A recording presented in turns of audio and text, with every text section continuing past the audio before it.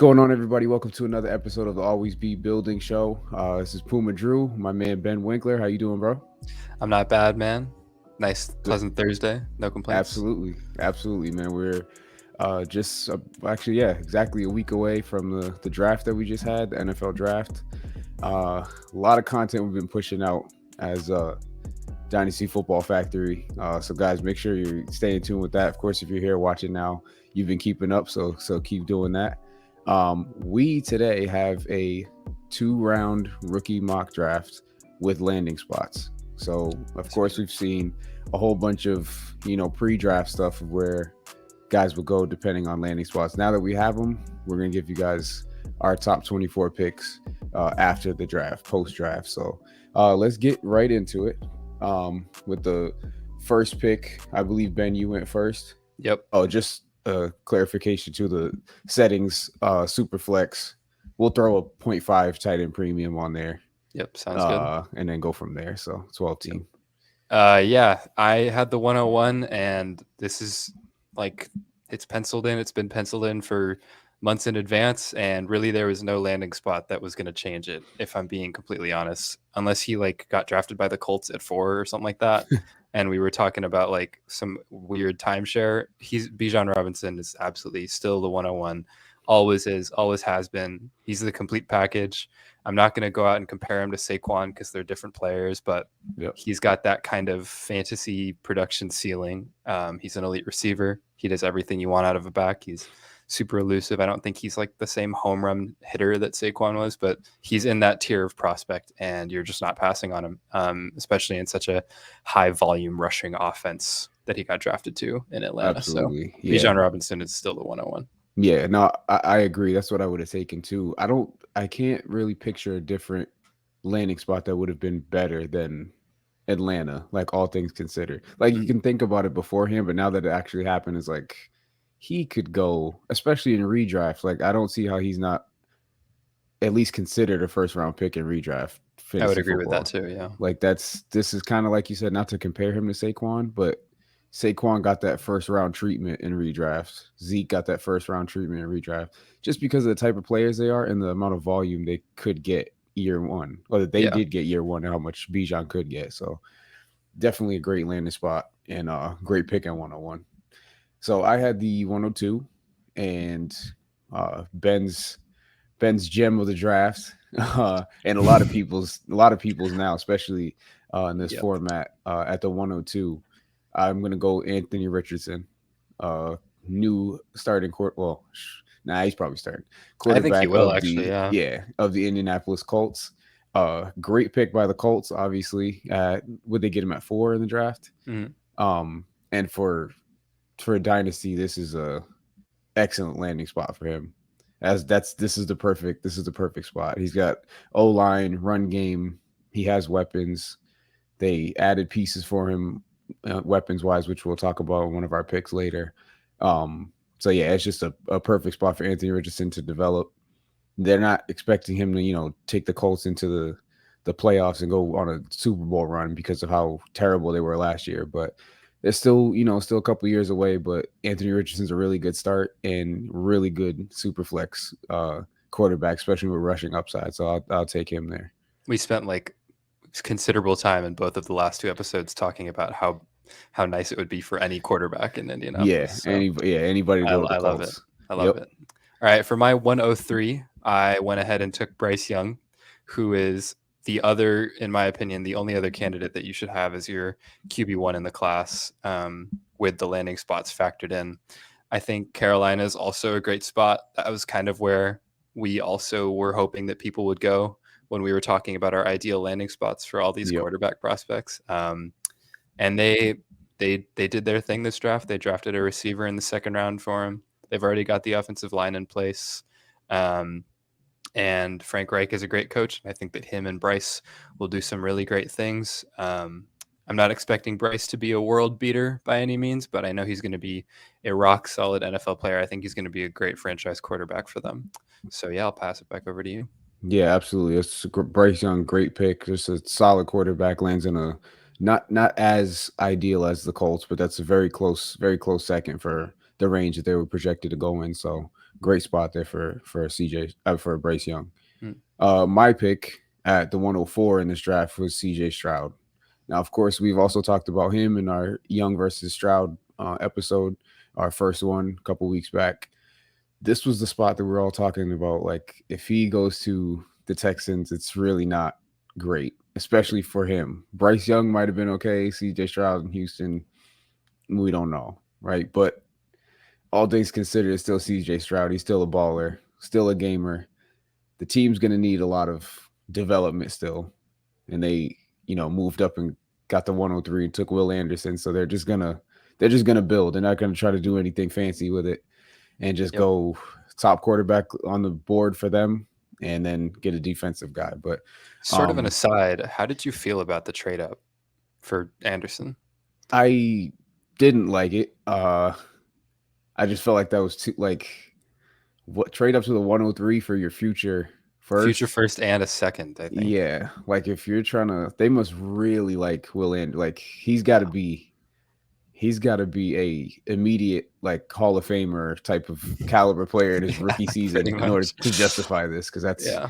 that's a lot of draft capital to move up back to back picks within the Yeah. first 5 picks. That's insane. So yeah, they kind of gave a layup to the Cardinals Yeah. potentially. If they both suck, this is gonna get it's gonna get Yeah, crazy for really. the I kind of Cardinals. wonder if the Cardinals would have taken Paris Johnson at 3 too, and that's why they were okay trading back. So, Yeah, they probably realized like, he'll drop anyways. We'll just yeah. we'll just take him. So, but yeah. So not that I feel bad for CJ Stroud, but fantasy wise, we're not going to get as much, upside right off the bat as we will potentially with Bryce Young or with even with Anthony Richardson with his rushing upside. Um, yeah, the points, fantasy points are not going to come as easy for CJ Stroud, Yeah. especially with the lack of weapons, as opposed to the other two QBs that went ahead of him. But in this draft, I should say. But he's got to come off the board here in the super flex league. So I'm fine taking CJ Stroud there for. Yep. 105 was me, and I went ahead and took Jahmyr Gibbs. This is one of the rankings that did flip for me. Post Okay. draft, I was a JSN at 5 guy, Yep. Yep. but as soon as I saw the way the Lions went about picking Jahmyr Gibbs, I was like, there's something here, and they're going to do something with this guy. And I Right. think that is really, when you're talking about running backs, and this is kind of getting into more of like my game theory, but when you're talking about Mm. running backs, I think the way that the team uses their running back is way more important than the running back themselves. And I Right. don't know if that's like a common take, but I feel like Gibbs is going to be used as their number one, not their number one receiver, but as like their number 2 receiver, especially before Jamison Williams comes back, and then Yep. also as their main rusher. This guy has so much juice. He's so fast. He is an elite lateral mover. The way he cuts is absolutely incredible. Anyone who watches it on tape can tell. He has amazing instincts. He knows exactly where to cut, when to cut. He's got a great understanding of angles. He just does everything that you want out of a running back as a rusher and as a receiver. He's Mm-hmm. a little bit rough in between the tackles, but that's just because of a lack of size and not because of a lack of ability or intelligence as a Right. runner. So I am super in on Gibbs. I think that Detroit's going to be, again, like they were last year, a pretty high powered offense. And I think that there's going to be a lot of touchdowns, a lot of receptions, and a lot of yards in general to go around there. So I like Gibbs a lot at the 105, and I actually might even take him higher than this. Yeah. Absolutely. This as soon as they hit the button on Jahmyr Gibbs in the NFL draft, I immediately was like, well, there goes everybody was like, well, there goes DeAndre Swift. That like Yeah. I didn't know he was going to get traded to the Eagles, but they immediately just could tell you right there they're replacing basically the same profile of player. They would just prefer Jahmyr Gibbs Yeah. over, I injury should history with mention though, DeAndre Swift. I actually hate the pick as far as like a NFL process Oh yeah, goes. yeah, But from yeah. a Me too. dynasty perspective, it's awesome. The fact that they were willing to take him at 6 is Yeah, that's insane. that's what really put me over the top of like, okay, Yeah, we got to take this guy seriously in fantasy. I'm not going to be one of the guys who's sleeping on Gibbs and gets caught lacking. yeah, yeah. Yeah. They're So gonna use him and yeah. use him heavily. Oh yeah, Yeah. they've got plans for him. So I'll Yep. pass the 106 over to you. Yeah, yeah. So a guy we just briefly mentioned, that was also at this spot for me too, pre-draft was Jackson Smith and Jigba. Um, He went to Seattle at pick 20, I believe. Um, this is not the landing spot at least I was hoping for, because Seattle, one is run heavy, or run first, I should say, and two, they already have two potential top 12, top 15 guys that could finish any between DK and Tyler Lockett, still year in, year out, finishes around that area, at least top 24 receiver every year. So for JSN to land there, not the greatest right off the bat, but for Dynasty, he's going to carve out his spot. He's eventually going to take the reins from Tyler Lockett. Kind of just a plug and play, do exactly what Tyler Lockett can do, just even better. He's going to be a better receiver than him. So, Mm. but yeah, I do overall like the spot. I like him here at the 106. They're tied to Geno for a little bit longer. He got extended. And Geno's a very solid, accurate QB. And then even when they move on, it still be him and DK. Yeah. In that offense is really the only two pass catching weapons in a run first offense. So I'll take JSN here.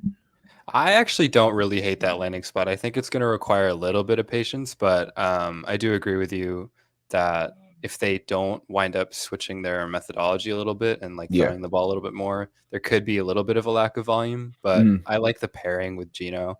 I think Yeah. him and Yeah. Gino could be really, really good together, and I think that him and DK complement each other nicely. I think Yeah. that their skill sets, I should say, We just need Lockett to, you know, get get move on on out of to here. move Yeah, on to yeah, greener pasture somewhere. We yeah. love you, buddy, but I love Tyler Lockett, man. JSN's here though. Great player. Yeah, but it's a Yeah, new exactly. era is coming in. So, all right. Exactly. All right. At my 107, I wound up taking Quentin Johnston, which Mhm. is some big character growth for me because I was I was real low on this guy for most of the draft process. And the Chargers to me were kind of like the golden landing spot for all of the offensive players Oh yeah. in as far as dynasty goes, because I think that not only is that projecting to be a good offense because it's been a good offense in the past, but it also is an offense with a bunch of needs, in my opinion, too, which I Mm, feel like is sort of a rare thing that you find an offense that's going to be good. You just don't know who's going to be good in it. right. Um, I think Mike Williams is kind of overrated. I think Keenan Allen is washed. Sorry. Hey. So I think Quentin Johnson's going to walk in there, and by week 4 or 5, I'd expect him to be leading the team in targets week in, week out. I think that he's going to be the guy that they're scheming the most touches for because Mhm. of how much of a threat he is after the catch. This was where I mocked Bijan Robinson, actually. But Okay. I really just think that this offense needed an infusion of juice, not even Mm, like youth or skill, just juice. And yep. that's really what Quentin Johnston adds. He's definitely not a refined player. I don't think he's going to be some crazy deep threat like Mike Williams has been for Mhm. Justin Herbert. I don't see him lobbing bombs to him every play. I think he's going to be a let's run him on a drag, let's run him on a screen, let's run him on a Yeah. slant, Yeah. Yep. and let him do what he does best, which is make people miss after the catch and run through arm tackles and Right. score touchdowns. So Yeah. I like Johnston a lot. I like the landing spot a lot, and that's my pick at 107. Yeah. No, I 100% agree with you. He profiles as a Mike Williams esque type of player, like his build, size, speed, all of that. You would think that's just Mike Williams 2.0, Yeah, which I feel like a lot of, I don't want to say casuals, but people who just are looking at the draft just without like a fantasy lens or anything, or like they just drafted the same player. They already have a guy like that. If you watch his tape, if you know who Quentin Johnston is, he does not play like Mike Williams. He doesn't not play at like all. Mike Williams, Mike Evans, he doesn't play like that. He plays intermediate stuff after the catch. That's where he thrives. Like you said, drags. They're gonna put him on jet sweeps. Like he's gonna be doing all Yep. a whole bunch of stuff in that offense. So, Yeah, and most definitely. Keenan Allen and Mike Williams will probably be hurt by week 4, week 5 anyway. So, Yeah, that's true. That's why I'm buying Josh Palmer right now too. Yeah, exactly. So Quentin Johnson will have fun basically by week 4, week 5. He'll Yeah. be out there scoring fantasy points for us pretty early. So, Yep. all right. So I had the 108.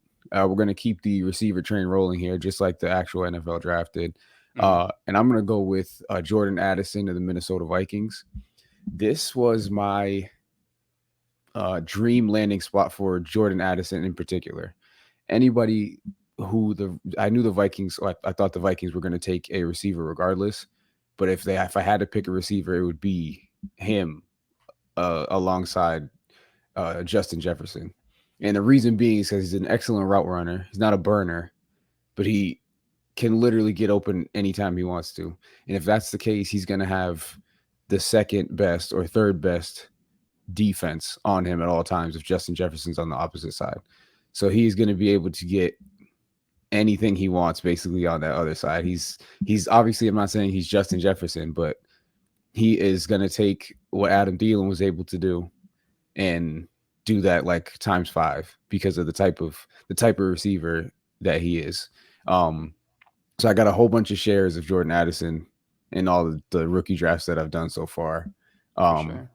and I think like the one of the comparisons that I thought of, I heard a couple other people say this too, is if you think of Atlanta when they drafted Calvin Ridley Hmm. and they had Julio and Calvin Ridley, That's a cool one, I actually. I think this is what we're going to see with Justin Jefferson and Addison. Yeah. Addison is not going to take over Justin Jefferson's numbers, his target share, his anything like that. Obviously, Justin Jefferson's one of the best receivers in football, probably already Yeah. in history, um, but he's gonna take full advantage of the opportunity he gets alongside a receiver like that. Yep. And um, what's I can't even remember the other receiver. Oh, KJ Osborne. He's done in Dynasty Oh now. Like yeah. there's no Definitely. He's Jordan not helping Addison's him. coming in there. He's done. So I think this is like a dream landing spot for him, and I Yeah. am very comfortable taking him at the 108 here. Sell your TJ Hawkinson shares too, because Yeah, if we yeah, learned anything from Austin Hooper's fall off, it's when they draft a good route runner, yep, get rid of the tight end. yeah. That's it. So yeah. All right. Keeping the trend going at 109, just like the NFL, actually. I just realized we put them in the exact same order the Yeah, NFL did. yeah. I took Zay Flowers at the 109. Yep. And Zay Flowers actually is my most owned rookie in the entire class so far through my rookie drafts personally. Okay. In my personal rankings, he's still my wide receiver 2 in the class. Okay. But I know that he's not the consensus, and that's sort of where like draft value comes in, where why I would take Johnston at the Okay. 107. Anyways, I love Zay Flowers. I love the landing spot. I am so in on the Baltimore offense this coming year. I am so in. I'm buying as much as I can. I'm acquiring Lamar shares. I'm acquiring Yep. Bateman Yep. shares. I'm acquiring Zay Flowers shares. I'm super hyped to see what Todd Monken cooks up, the new offensive coordinator, because Hmm. one thing about him is he airs that thing out, and he has just acquired a stable of weapons for Lamar that are very pro airing that thing out. Exactly. I think Mark Andrews is going to have a big year because of all these field stretchers that are around him now. So His anything that touchdown numbers are going to be insane. Sorry, I didn't mean to literally, cut you off. no, you're good. Anything that touches like the Baltimore offense right now, I'm in. I'm Yeah. so in. Yeah, I agree. So yeah, Zay Flowers is a pretty quick 109 for me. I've been acquiring him. I've been trading up to the 109 because people are devaluing that pick because that's where Hmm. most people have a teardrop. Yep. So I've been acquiring a lot of Zay Flowers for sure. Yeah, absolutely. That's a lot of people didn't like the landing spot for him there either because they think of every time Baltimore gets a weapon, they're just not going to get used. We haven't seen it since Lamar's been there, Yeah. other than well Hollywood for a season, but Mark Andrews has only been the stable passing option in that offense. So now if they're loading up with OBJ and you get a field stretching electric receiver like Zay Flowers, that's wheels up for that offense. So Did you see what Lamar said about wanting to throw 6,000 yeah, passing yards this year? yeah, I I saw thought that. that was hilarious. I said, bro, relax. You still, yeah, we still need those rushing numbers, bro. Relax. Yeah, like chill, bro. Whoa. Yeah, 6,000. Let's not get crazy here, Lamar. That money's starting to come out of his ears now. So, all right. So Uh, at the 110, I had the 110 pick, and I will take the first tight end of this draft, and the first tight end taken in the NFL draft, Dalton Kincaid. mhm. Um, he went to Buffalo Bills. They moved up in the draft to get him. They jumped my Cowboys to get him. I swear to God, the Cowboys were going to take Dalton Kincaid, You and the must have been Bills sick, jumped him. man. I Oh would have been yeah, I so was sick. upset. I was like, come on, bro. And they still didn't take Michael Mayer right after that. But anyway, that's another day, Go another Raiders. story. But yeah, Dalton Kincaid in Buffalo is another dream landing for a player like that. Um, only issue I would have with this, I mean, this pick is great, and I think Dalton Kincaid is going to be a top 12 dynasty option for a while. As soon as he gets the ball rolling, immediately for Dawson Knox, that means he's going to turn into the blocking tight end. Dalton Kincaid is going to be the weapon. Mhm. I just question how much actual target share he's going to get immediately. So, but we Yeah. play Dynasty, so we're not banking on these guys to be difference makers right off the bat. It'd be nice, but overall, this is a great spot I think for Dalton Kincaid connected to Josh Allen. If you heard the stories about Josh Allen being super excited after they took Dalton Kincaid, because I just everybody kind of knows that at this point Dawson Knox is a decent tight end, but he's not Dalton Kincaid when it comes to receiving weapon. So it's a great landing spot for a tight end like that in that offense. So they're uh they're going to be loading up again. Bill's going to be floating around that top of the AFC again with him. So Most definitely. And tight ends in Dynasty always require patience. That's oh always yeah, been a thing, and it's not going to change with Kincaid. But no, no. I do think that compared to some other tight end prospects that we've seen, you could be getting production out of him sooner rather than later. So Mm-hmm. I love that pick at 110. Yeah. And then at the 111, I wound up taking Michael Mayer, who did get drafted by my Las Vegas Raiders. We traded Mm-hmm. up to get him, which I always like to see an indication of desire when it comes to a prospect. Yep. So I'm more intrigued on prospects when they are traded up for by the team. Mm-hmm. Um, as far as Mayer himself goes, I don't think he's the receiver that Kincaid is, but I think Mm-hmm. he's good. I think it's absolutely hilarious that everyone's calling Kincaid Baby Kelsey and everyone's calling Mayer Baby Gronk Yeah. because we can't just let a tight end be themselves, I guess. Yeah, I know. You Um, got to compare it to two of yeah. the greatest ever. Like they're just All come on, right. guys. Um, I think Mayer's going to require a bit more patience than Kincaid. I think Kincaid will be a much quicker producer. Mayer might even be the kind of guy that you stick on a taxi squad for the 2023 season. But Okay. Garoppolo likes to throw to his tight ends. Uh, like we talked about with Addison, he's got another elite receiving weapon, which opens up a lot of softer coverage Mm-hmm. for the fellow players in that supporting cast. And while I don't know if the Raiders are going to have a super high level offense like we did last year, where we supported the RB2 and the wide receiver 3 Mm-hmm. in fantasy, I think that they could be pretty good. And there's not a ton of red zone monsters on the team anymore. So Right.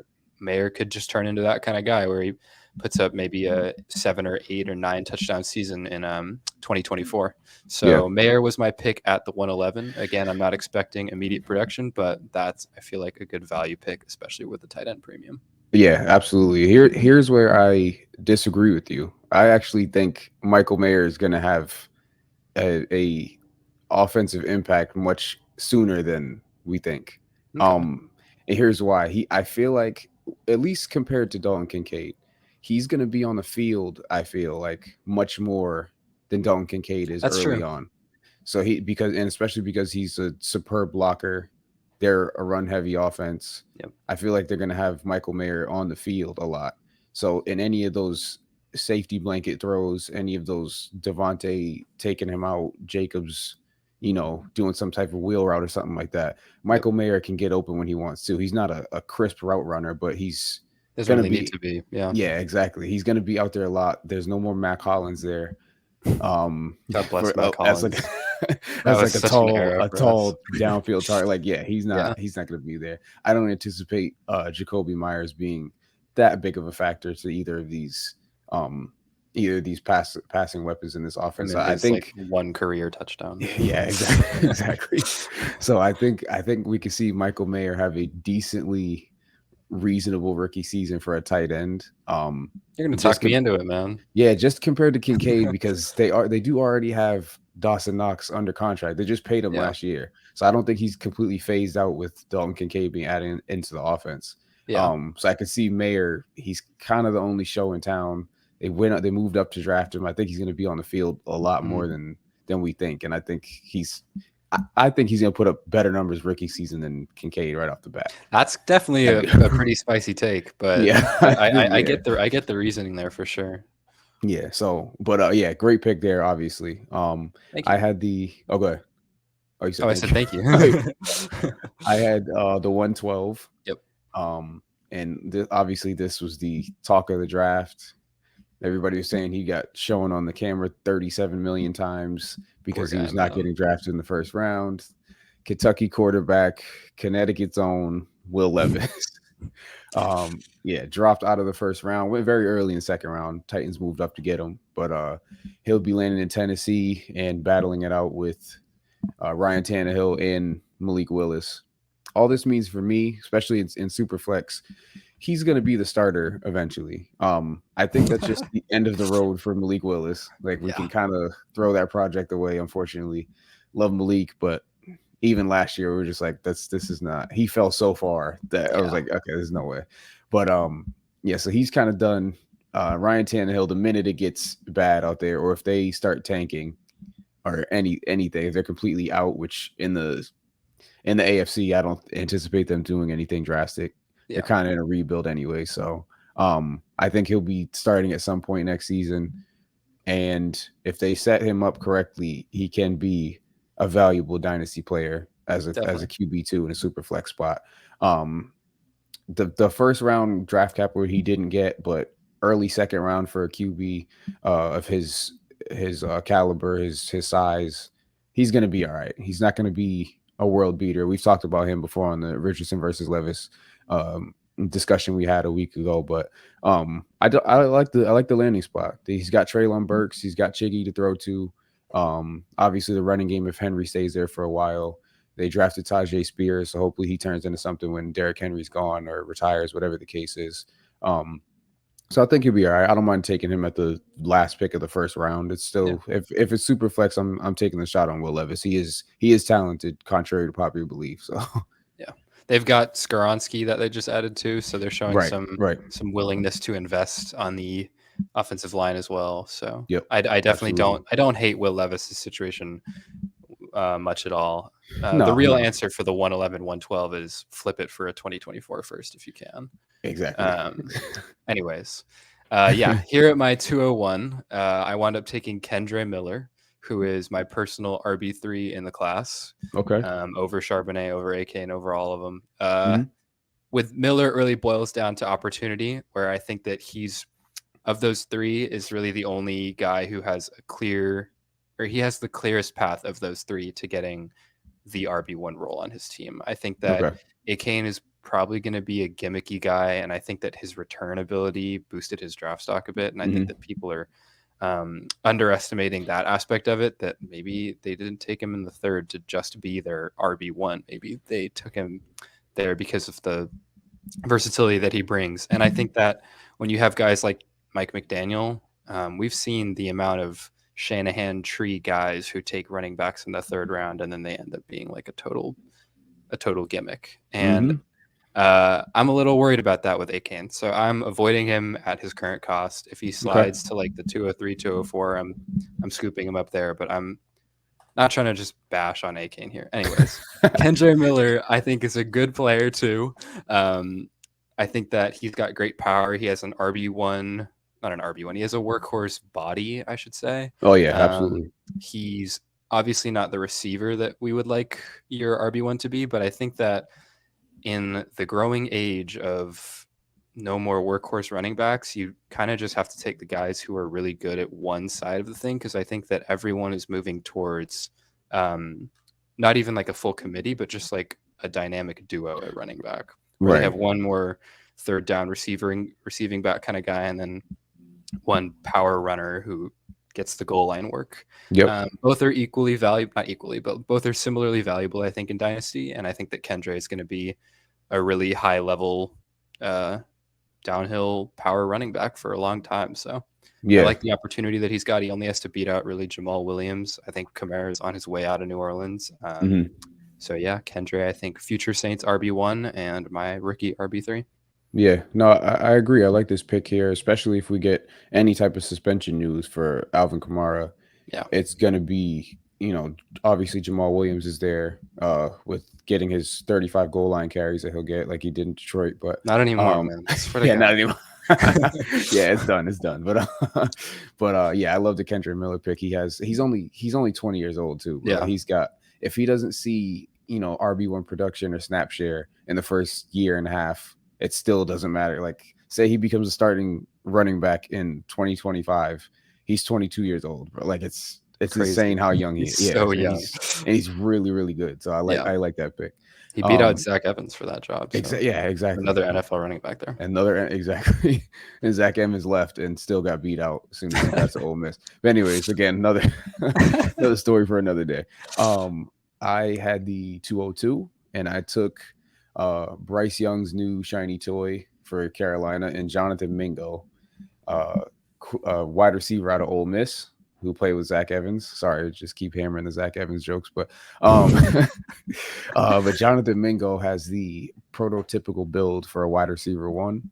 Um, didn't have the wide receiver one production and didn't get wide receiver one draft capital, but Carolina sees something clearly, and I feel like he's going to be not crazy numbers to start, especially with a rookie quarterback with the offensive weapons they brought in. They got Thielen, they got DJ Chark.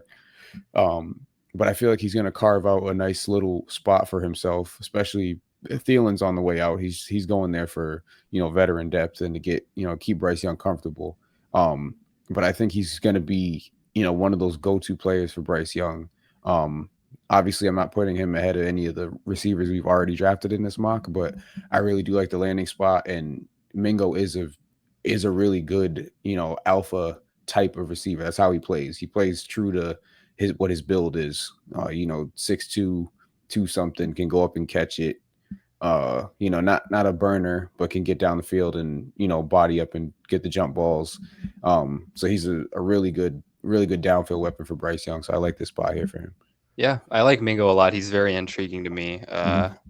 Like pretty much for all the reasons that you said. I think he's really the only offensive weapon I think that is guaranteed to stay there that regime brought in. So yeah. Great pick at 202. I wish I had the balls to pull the trigger on Mingo more. Yeah, he shot up too. He was not like because of the draft capital he got. Nobody was thinking of Mingo but as soon as you get that type of DC, it's like, all right, well, I'll take a shot. They're trying to build with him. So personally, I'm not drafting him that high, which is why I don't have any shares yet. But I wish I was drafting. Yeah, it's gonna be really cool if he hits. Buyer's remorse. Yeah. So at the 203, I wound up taking Zach Charbonnet. This is a pretty big slide for him, but with the landing spot that he got, it's really hard not to be scared and wonder what really his role on that team is going to look like. They have Kenneth Walker there. We all know how great Kenneth Walker was last year. I should say, though, that people who have followed me on Twitter or read some of my articles know that I'm actually kind of a little skeptical of Kenneth Walker as far as play style goes.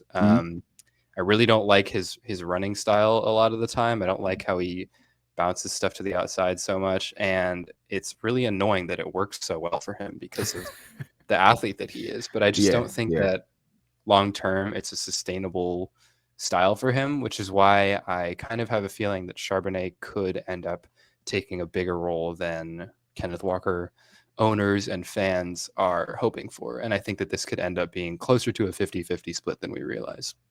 So while I'm scared of Charbonnet for sure, I'm willing to pull the trigger on him in the early mid second for sure. So Zach Charbonnet, the new Seahawks RB2, unfortunately, but no, I hated this landing spot for Charbonnet because I thought he has a profile to be a workhorse.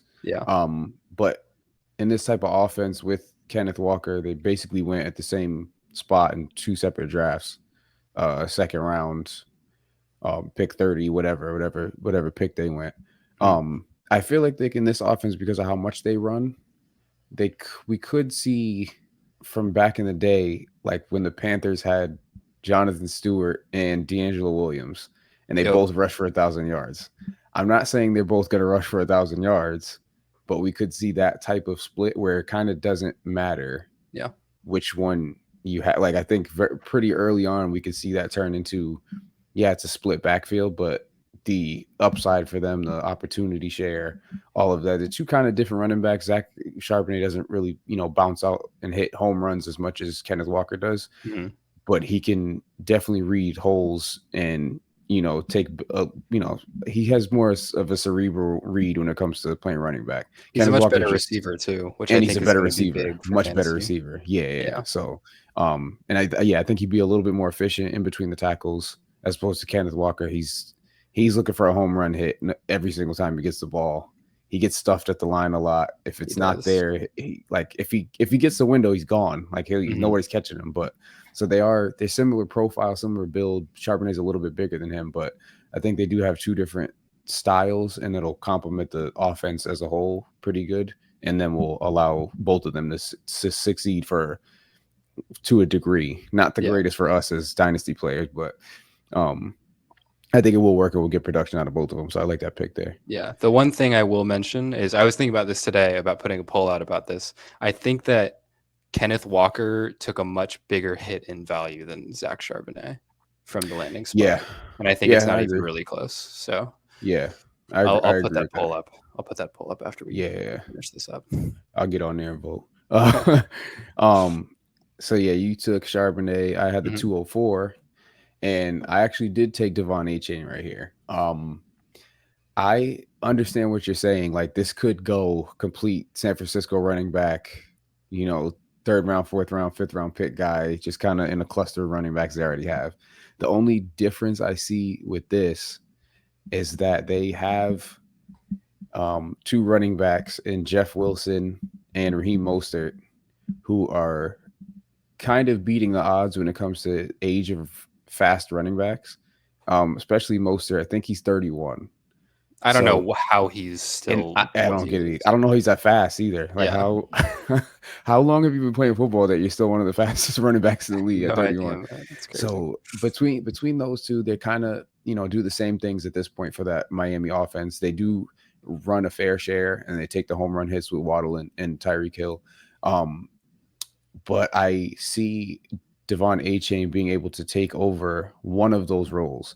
I don't think like come September, whatever opening day is, we're gonna see all three of those guys on the active roster. I think either Jeff Wilson or uh Raheem Mostert.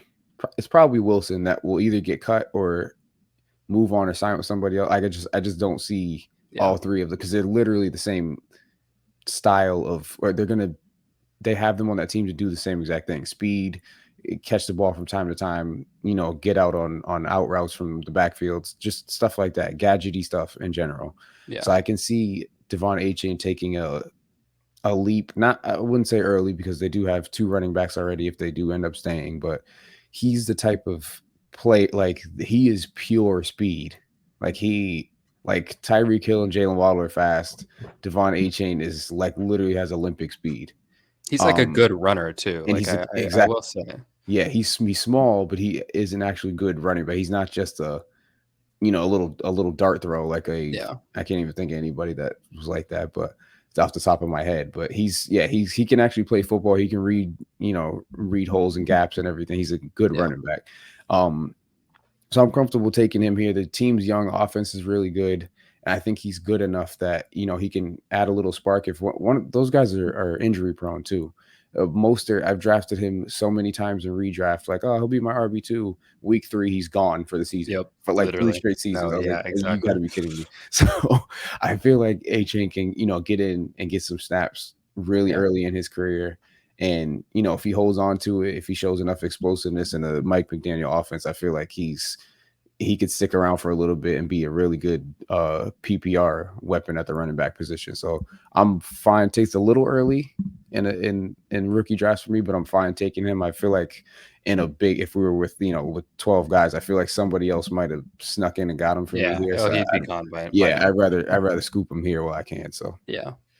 Yeah, that's about where I'd be okay taking him as well. yeah. I am going to continue probably being one of the bigger AK doubters this offseason, but like Hey you man, said, that's fine. Plant your there's flag, bro. yeah, I mean there's stuff to like there. It's not a bad landing spot by any means. I mean, Right, right. we were all like hoping that a running back would land there, and one of Exactly. them did. So Yep. I'm the crazy one. Uh, 205 was me, and I went with Sam Laporta, who is Mhm. quickly becoming another one of my most owned rookies in this entire class. Detroit traded up to get this guy, and they took him over Michael Mayer.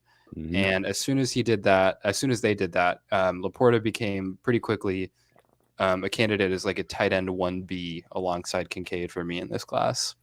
Um, for a few reasons, I think that him at value or him at cost is better than either of those two tight ends where I think that they're going right now when it comes to Mayer and Kincaid. I'd rather have Laporta in the second than either of those guys in the first. Okay. Yeah. I think Laporta is maybe not an equal talent to them, but he's pretty similar. He's a great Hmm. receiver. He does a lot of stuff well. He's versatile. He's going to be able to hold up as a blocker. Maybe he's not going to be elite in that regard, but he's going to be really pretty good. He'll be able to get on the field. And it fills a huge need for the Detroit Lions, who, Oh like we yeah. talked about earlier, they're going to have a super high-powered offense. There's going to be a lot of touchdowns and a lot of yards scored there. Hmm. Um, and he projects to be the number 2 target there after Amon-Ra St. Brown, Hmm. unless you count Gibbs, I guess. But Yeah.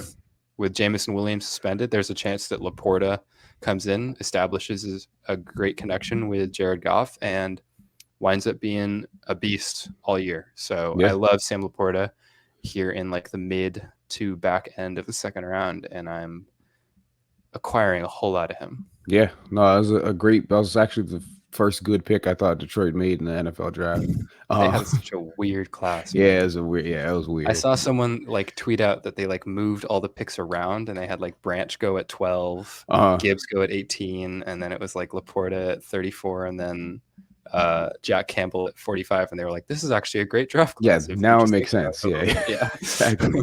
Yeah. Jack Campbell. Whatever. Come on. But 18, anyway. man. What are Yeah. they Come doing? on. But no, I like the landing spot for Laporta. He basically just gonna fill that void that none of the tight ends that they tried to replace Hawkinson with at the end of last season, they couldn't do that. So of course, go get the prototypical, tight end university guy out of Ohio. It's like a breeding farm over there for tight ends. So Pretty much. they get yeah they get another Iowa tight end. Um, and he's really good. Like you were saying, he's got the prototypical build. He can block, and there's not too much target share that he's gonna have to fight for over there, especially early on. Mhm. It's the sun god Amon-Ra St. Brown, Jahmyr Gibbs, and until Jameson Williams comes back, which I mean, I think we all know that he's really more of the deep threat on the offense as He's opposed not to. going to be taking anyone's touches, honestly. No, no, exactly. So Laporte is going to be he's going to be on the field a lot too, blocking schemes and then getting a lot of stuff in the middle of the field.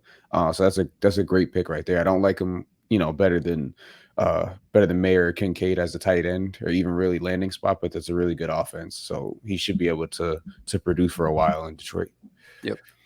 So my pick where are we at now? 206. Mhm. I took finally Green Bay invests in the wide receiver position earlier, I should say. Yeah. And they take Michigan State wide receiver Jaden Reed. So he was one of the sleepers for me pre-draft. But of course, his profile, what I liked and didn't like, I could tell he's going to be a very landing spot dependent prospect for me going into my film study on all the receivers. And this is a great spot, I think. He doesn't have to go in immediately and be the guy. I think Christian Watson has kind of established himself now as that guy.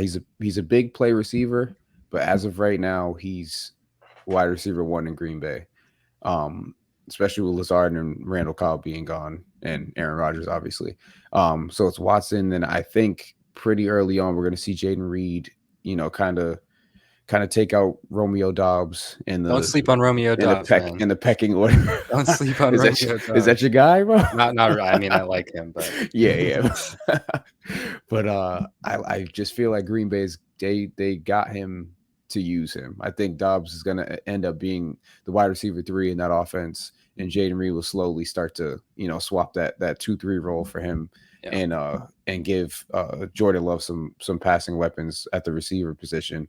And he's really good. He's a good player. He's solid. And playing at Michigan State didn't do him any good. And he was still able to get this type of draft capital, this type of buzz, especially for Green Bay. So I think he's a perfect fit for him in a new style offense where he can grow. Hopefully Jordan Love continues to be what everybody thinks he can, which is a serviceable quarterback for Green Bay. And I think that's a really good landing spot for Jaden Reed.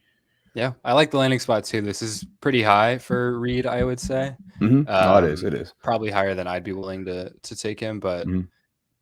the reasoning is sound. I get the process there with him, and he absolutely will take over Romeo Dobbs in the target share over there. I do think Dobbs is like the only X receiver that they have, but Yeah, I agree. it doesn't mean he's going to get targets. Yeah, Dobbs Anyways. Dobbs is 6'2". Yeah, He's a they're I playing do different like roles for yeah, I do sure. really like Romeo Dobbs as a wide receiver. I think he's Yeah. like really good, especially the spurts we saw last year. He's Mhm. a really good receiver.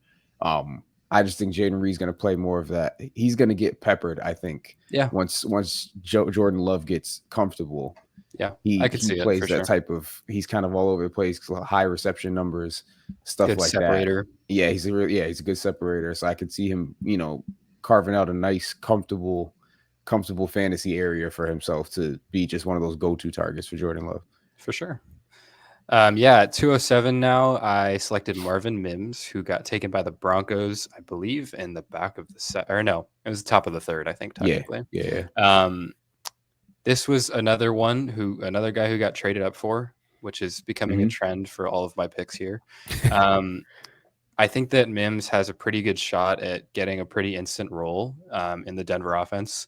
I think that it could be like a Tyler Lockett-y relationship between him and Russ. Hmm. Obviously, this isn't the same Russ that supported Tyler Lockett through his like fantasy dominant years. So I'm not Yep. expecting Mims to burst onto the scene as like a perennial wide receiver too for the next 8 years. But Right. I think that he could have some fraction of that. I think that he could work himself up to like a 24 to 36 range kind of guy, which is serviceable in fantasy. And you need guys like that, especially in some deeper leagues to fill out the spots. Oh yeah, absolutely. Fill out the spots on your team. So I think that Mims has got a real shot at being a contributing dynasty asset. I think that he's got good speed, he's got good route running, good hands. Hmm.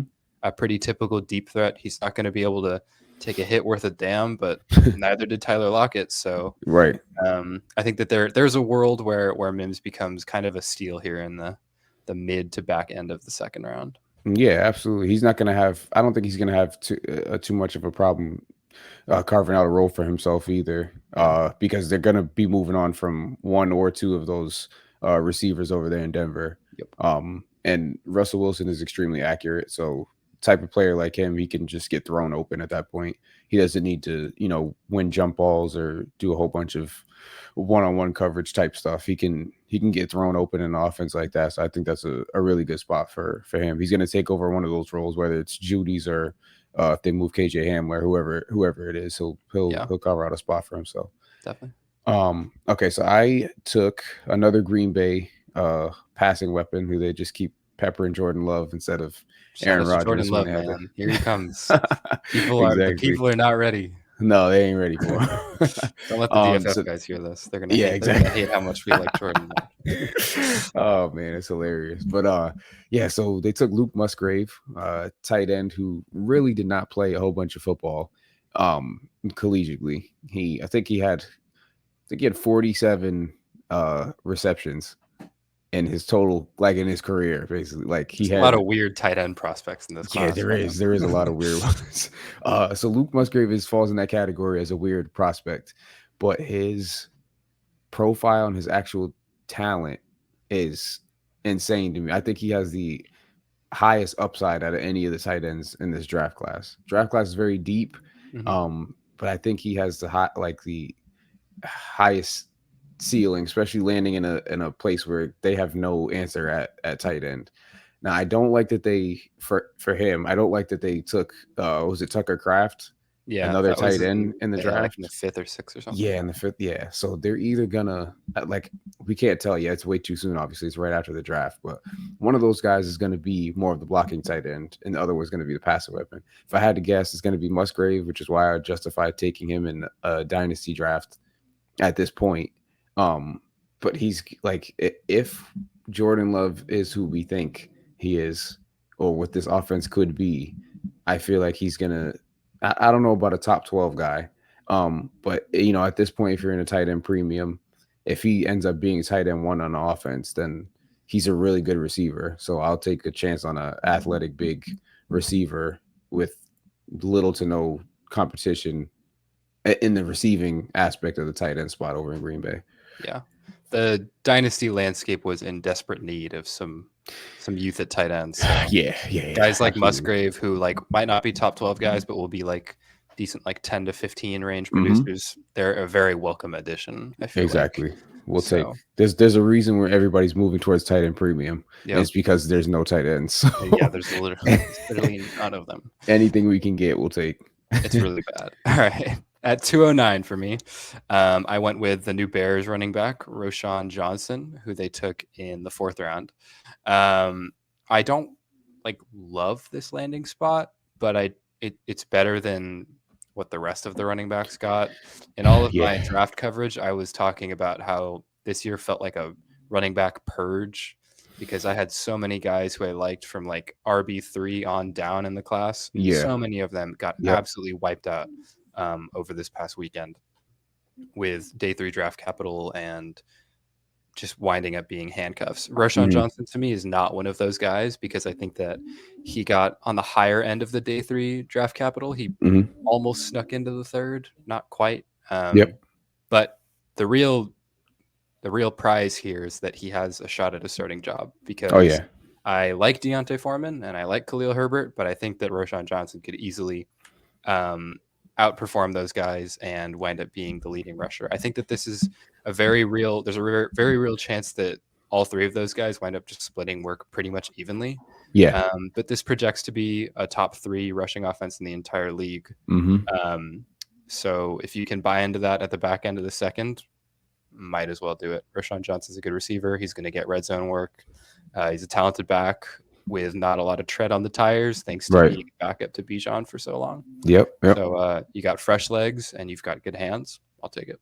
Yeah, absolutely. I like the landing spot a lot. Khalil Herbert is not part of the regime that's there now. They didn't draft him. That coaching staff, the G, like he was not part of that. So I don't see him being too much of a thorn in the side of Roshan Johnson, career wise, within the next year or two. And Roshan Johnson's like a really good, solid running back. Like Mhm.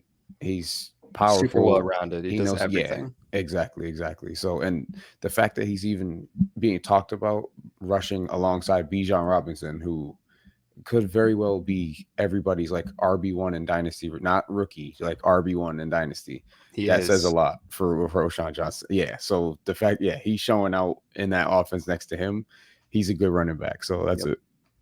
that's a really good pick right there. I took a shot at 210, just like I feel like the Giants did on the Blitnikoff winner, wide receiver from Tennessee, Did he Jalen really Hyatt. win the Blitnikoff? Yeah, isn't Oh that my insane? gosh. Yeah, he did. He did. Yep, that's why I said it Oh. too. Uh, because Jordan Addison last year won it, Right. and Yeah. Oh my now gosh. Jalen Hyatt, exactly. It's crazy. I'm not really a huge fan of Jalen Hyatt. I don't think he's a very good receiver in general. I think he tries to say he's not a one trick pony. I've only seen him be a one trick pony, so I can't really anything on film or anything. He's a deep threat. Like go get the like he's been thrown open. I never seen him make too many contested catches. I don't just and I'm a Cowboys fan. He's on the Giants, so I'm just not a huge Jalen Hyatt guy. However, he could because of how small and bad the Giants receiving core is. I feel like he could be a thing for Daniel Jones in that offense. They got Saquon, they added Darren Waller, but I think like big play if they're going to take shots, they're going for Hyatt. So I I like the pick for the Giants. Unfortunately, they kind of need to like wipe the slate clean at receiver. And Jalen Hyatt, I guess, is the way to go. He wouldn't have had the numbers or won the Blitnikoff if Cedric Tillman didn't get hurt last year, but another story for another day. Yeah, Hyatt's a weird one. Like you said, he's sort of like a one-trick pony, and he might end up being a much better NFL player than a fantasy asset, which is Yeah. kind of my take on him. Is that it's a good pick from an NFL standpoint, and he'll stretch the field, he'll open stuff up underneath for Darren Waller and Wan'Dale Robinson and Hmm. whatnot. And I think that that'll help Daniel Jones quite a bit. But there is some some merit to, well, no one's going to respect that threat unless Daniel Jones hits a few bombs. Right, So right. he will have some dynasty value one way or Mhm. another. Yeah, he will. He will. At the 211, I went with Josh Downs, a guy who's been sliding quite a bit. He was a lot of people's like wide receiver 3 to 6 range before Hmm. the draft, and he's available at the back end of the second now, which I think is pretty awesome value. Yeah. He did not get the draft capital we were hoping for. We No. were all hoping for round 2, maybe he even sneaks into the back of round 1. He went in the third. But he got paired up with Anthony Richardson, which I actually think is a very underrated pairing as far as playstyle goes. Yeah. I think that Shane Steichen is going to scheme up a lot more quick stuff, which Josh Downs will excel in. And I think Hmm. that that's where Anthony Richardson didn't get a lot of stuff schemed up for, was in the quick game Yep. at Florida. The offensive coordinators were not very bright, and they didn't really give Anthony Richardson any chance to develop. They were kind of just like, Right. no, we're gonna go and we're gonna light the world on fire. Right. And I think that Steichen will take a different approach, and I think that Josh Downs is going to be a big part of that. So I think that Yeah. he could have a very underrated rookie year with a lot of receptions and a lot of yards after catch. And I think he's a rock solid receiver, and I'm excited to see what him and Richardson can do. Yeah. I hope that's the case, man. I don't see him being that great or that utilized right off the bat this Mm-hmm. upcoming season. I do see future wise once Anthony Richardson gets extremely comfortable or gets more comfortable throwing the ball. Um, I feel like he's going to be one of those go-to guys. I feel like Anthony Richardson is going to take a lot of not shots, but hit Michael Pittman a lot because he's a big target. Easy to find. He's got all those 7-foot tight ends over in Yeah, in my Indy. So God, they have a basketball it, team over there. It's exactly it might crazy. be a little tough to even see Josh Downs out there. So Yeah, but I do feel true. like they build rapport, especially once the offense gets going. Obviously, every team's gonna have to respect the run early on with Richardson and Jonathan Taylor back there with that offensive line. It should be healthy and back to form. Yep. But I think Josh Downs was definitely a thing. He's a great receiver. He was ranked very high for me too before he got capital, obviously. But um, I think he actually might have been my fifth or sixth receiver on the board. But Yeah. a little bit of a downgrade now, especially with going into a with a new quarterback and a run heavy offense. But he'll be sticking around for a while. I just don't know if it'll be as soon as this year, but he's definitely a good dynasty asset to have. So to end off our 2 rounds of our rookie draft, somebody's got to take the Kansas City hype, right? So I went with their first receiver that they took, Rashee Rice from SMU. I actually wrote an article on him on the Dynasty Football Factory's page, one of my first articles when I started here. So I really like Rashee Rice even coming into the draft. I knew he wasn't going to get crazy draft capital, but I think he's just a solid go get the ball, throw it near him, he'll come down with it type of receiver. He's really tough. And me personally, I love tough receivers. Like one of my favorite receivers ever is Steve Smith because he didn't do anything really like great from a receiver aspect, but he's so tough. Like he'll figure it out. I feel like that's a little bit of what we give with Rashee Rice. Mm. And he gets a bump just from being a Kansas City offense. Will we ever get a top 12 wide receiver again out of a Kansas City receiver? I have no clue other than Tyreek. I mean, Kelsey's the guy, so Yeah. he's going to be the one. But Yeah. we'll just keep trying. The dynasty community will never not give a bump to Kansas City, Buffalo, or It would be bad process to Bengals. ignore those. It would, yeah, the it would, potency of those offenses, even if it's never going to hit. exactly. Yep. We And gotta he's bigger than keep he's trying, man. he's bigger than Tony. Yeah. And I can't even think of the other MVS, I suppose. Still there. and MVS, Sky he Moore. can. Don't forget about bigger, Sky Moore. he's bigger than Sky Moore. So I feel like he can hopefully work his way into being a part of that offense. More so than Hardman has been, or than Sky Moore was last year. MVS. Somebody's got to hit eventually. Yep. They completely missed on CEH. Like it's about that time. So hopefully Rashee Rice is the guy. So I'll give it a shot here at the 212. So yeah. I don't hate it. This is about where I think you kind of just feel obligated to take him off the board because Yeah. he just shouldn't be there at that Right. Right. anymore. I never really liked him as a prospect. I wasn't super Hmm. bought in. I like my receivers able to separate, and Hmm. I don't think he can do that. Yeah. But if someone's gonna just go be a ball winner for Patrick Mahomes Yeah. and be like a red zone threat, while Kelsey's getting quadruple teamed, Yeah. why not? Why not take a Exactly. shot on that? So Exactly. Yep. uh, So back of the second is pretty great value, I'd say, based on yeah, where he's going that's in my rookie drafts. That's pretty yep. great value to be Yeah. scooping up Rashee Rice. And this is almost to the point, third round, 305, 306, where you start taking shots in dynasty drafts Yep, anyway. So might literally. as well take my personally the best dart throw in Yeah, Rashi Rice to Kansas yeah, City. So I'm happy with that. So good draft, bro. Thank you for joining me to the of course, man. first two rounds. We'll be back with another episode of the Always Be Building show pretty soon. Maybe we'll touch a little bit on the 2024 picks. They're way too early. Top 5, top 10. We'll do something like that.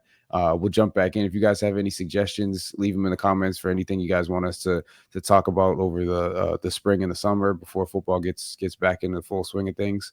And we appreciate you guys joining us. Make sure you follow us on all of our socials. And again, Puma Drew and Ben Wink NFL, Dynasty Football Factory, always be building. We'll catch you guys on the next episode.